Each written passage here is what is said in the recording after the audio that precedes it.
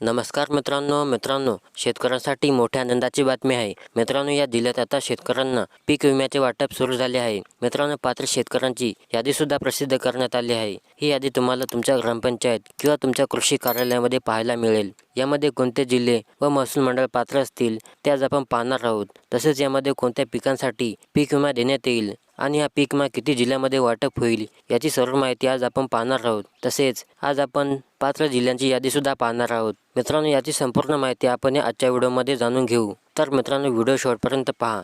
चला तर मग आपण जराही वेळ न वाया घालवता या व्हिडिओला सुरुवात करूया.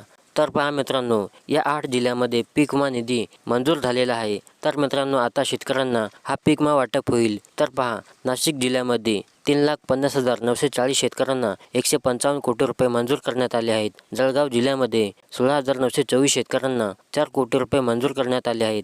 अहमदनगर जिल्ह्यामध्ये 2,30,555 शेतकऱ्यांना 160 कोटी रुपये मंजूर झाले आहेत. सोलापूर जिल्ह्यामध्ये 1,82,534 शेतकऱ्यांना 122 कोटी रुपये मंजूर झाले आहेत. सातारा जिल्ह्यामध्ये 40,545 शेतकऱ्यांना 6 कोटी रुपये मिळणार आहेत. सांगली जिल्ह्यामध्ये 98,324 शेतकऱ्यांना 22 कोटी रुपये मिळणार आहेत. बीड जिल्ह्यामध्ये 7,22,905 शेतकऱ्यांना 241 कोटी रुपये मिळणार आहेत. बुलढाणा जिल्ह्यामध्ये 35,356 शेतकऱ्यांना 20 कोटी रुपये मिळणार आहेत. तर मित्रांनो, आजपासून या शेतकऱ्यांच्या खात्यामध्ये हा पीक विमा जमा होणार आहे.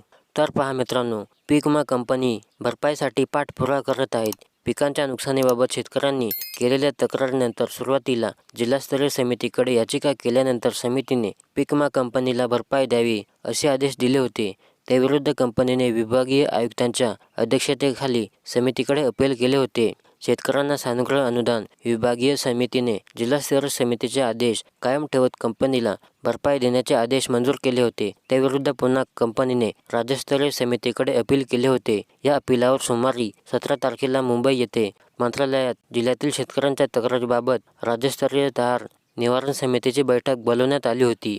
2024च्या खरीप हंगामातील पीक विम्याच्या मुद्द्यावर शेतकऱ्यांना मिळालेल्या न्यायाने एक महत्त्वाचा निर्णय घेतला गेला. राज्यस्तरीय तक्रार निवारण समितीने पीक विमा कंपनीचे अपील फेटाळले आणि शेतकऱ्यांना त्यांच्या नुकसानी भरपाईसाठी आवश्यक पंचनामे आणि सर्वेक्षण करून तातडीने भरपाई देण्याचे आदेश दिले आहेत.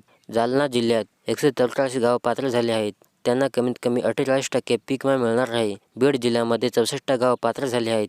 त्यांना 48% पीक विमा मिळणार आहे. यवतमाळ जिल्ह्यामध्ये 161 गाव पात्र झाले आहेत. त्यांना 47% पीक विमा मिळणार आहे. नाशिक जिल्ह्यामध्ये 91 गाव पात्र झाले आहेत. त्यांना 47% पीक विमा मिळणार आहे. नांदेड जिल्ह्यामध्ये 144 गाव पात्र झाले आहेत. त्यांना 47% पीक विमा मिळणार आहे. परभणी या जिल्ह्यात 73 गाव पात्र झाले आहेत. त्यांना 47% पीक विमा मिळणार आहे. लातूर जिल्ह्यामध्ये 120 गाव पात्र झाले आहेत. त्यांना 47% पीक विमा मिळणार आहे. वाशिम जिल्ह्यामध्ये 112 गाव पात्र झाले आहेत. त्यांना 47% पीक विमा मिळणार आहे. अकोला जिल्ह्यामध्ये 146 गाव पात्र झाले आहेत. त्यांना कमीत कमी 47% पीक विमा मिळणार आहे. संभाजीनगर जिल्ह्यात 119 गाव पात्र झाले आहेत. त्यांना 48% पीक विमा मिळणार आहे. जळगाव या जिल्ह्यात 105 गाव पात्र झाले आहेत. त्यांना 48% पीक विमा मिळणार आहे. या जिल्ह्यातील शेतकऱ्यांच्या बँक खात्यामध्ये पैसे आजपासून जमा करण्यात येणार आहेत. तसेच बाकी उरलेल्या पात्र जिल्ह्याची यादी लवकरच लावण्यात येईल. खरीप हंगाम 2021 आणि 22 मध्ये पीक विमा कंपनीने पीक कापणीवर घेतलेले आक्षेप राष्ट्रीय तांत्रिक सल्लागार समितीने 22 ऑगस्ट रोजी फेटाळून लावले. त्यामुळे परभणी जिल्ह्यातील जवळपास 2,15,000 सोयाबीन उत्पादकांना त्यांच्या पिकाच्या नुकसानीपोटी मिळणाऱ्या 200 कोटी रुपयांच्या मोबदल्याचा प्रश्न मार्गी लागला आहे. त्यांच्या डीबीटी बँक खात्यामध्ये आता लवकरच पीक विमा जमा होणार आहे. सध्या काही उर्वरित शेतकऱ्यांच्या खात्यावरती या पीक विम्यातील रक्कम जमा होत आहे.